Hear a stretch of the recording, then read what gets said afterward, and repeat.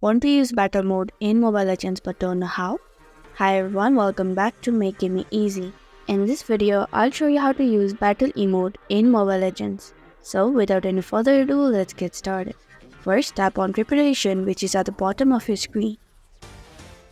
Then tap on effects. From the drop-down menu, tap on emote. Then choose the emote of your choice.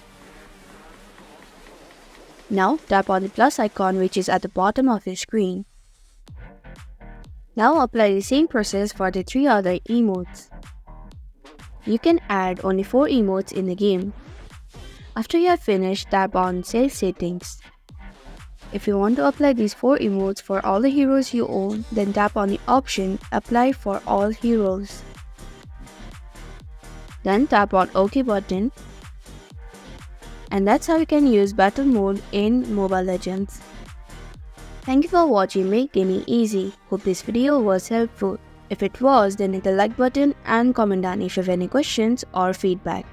Also, if you're new to our channel, subscribe and hit the bell icon so that you don't miss our upcoming videos.